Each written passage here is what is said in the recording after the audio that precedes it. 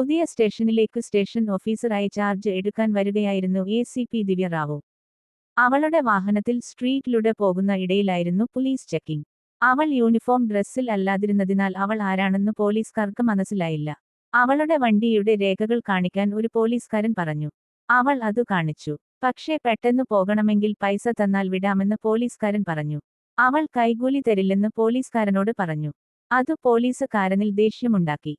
അവൾ ആരാണെന്ന് പോലീസുകാർക്ക് ഇപ്പോഴും അറിയില്ലായിരുന്നു. അവളെ പോലീസ് ജീപ്പിൽ കയറ്റി സ്റ്റേഷനിലേക്ക് കൊണ്ടുപോയി. സ്റ്റേഷനിൽ ചെന്ന് അവളുടെ മേൽ കള്ളക്കേസ് ഉണ്ടാക്കി FIR ഇട്ടു. അപ്പോഴായിരുന്നു സ്റ്റേഷനിലേക്ക് ഉയർന്ന ഉദ്യോഗസ്ഥന്റെ വിസിറ്റ്. ലോക്കപ്പിൽ നോക്കിയപ്പാടെ ഒരു പെൺകുട്ടി അതിലുണ്ടായിരുന്നു. അവളെ എന്തിനാണ് ലോക്കപ്പിൽ ഇട്ടേക്കുന്നത് എന്ന് ചോദിച്ചു. പോലീസുകാരൻ തന്റെ ഉയർന്ന റാങ്കിലുള്ള ഉദ്യോഗസ്ഥനോട് പറഞ്ഞു, ഞങ്ങൾ വാഹനം പരിശോധിക്കുന്നതിന്റെ ഇടയിൽ അവൾ ഞങ്ങളോട് മോശമായി പെരുമാറി ഡ്യൂട്ടി തടസ്സപ്പെടുത്തി. അതൊരു കെട്ടിച്ചമച്ച കള്ളക്കേസ് ആണെന്ന് ഉയർന്ന റാങ്കിലുള്ള പോലീസുകാരന് മനസ്സിലായി. അവൾ ആരാണെന്നു അറിയുമോന്നു എന്ന് മേൽ ഉദ്യോഗസ്ഥൻ പോലീസുകാരനോട് ചോദിച്ചു.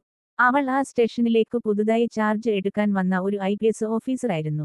ചാർജ് എടുക്കാൻ വരാൻ അവളുടെ ഒഫീഷ്യൽ വാഹനം വേണ്ടെന്ന് വെച്ചു. അങ്ങനെ വരുന്ന വഴിക്കു ആയിരുന്നു പോലീസ് ചെക്കിംഗ്. ഇത് ഏതുവരെ പോകുമെന്ന് വച്ചായിരുന്നു അവൾ ഒന്നുമിണ്ടാതെ നിശബ്ദമായി നിന്നിരുന്നത്. ഇപ്പോൾ അവൾക്കു സംസാരിക്കാൻ സമയമായെന്നു അവൾക്കു തോന്നി.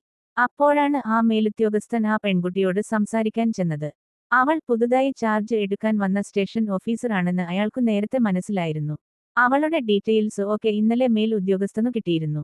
ലോക്കപ്പിൽ നിന്ന് ആ ഓഫീസറിനെ റിലീസ് ചെയ്യാൻ പോലീസുകാരന് മേലുദ്യോഗസ്ഥൻ നിർദ്ദേശം നൽകി.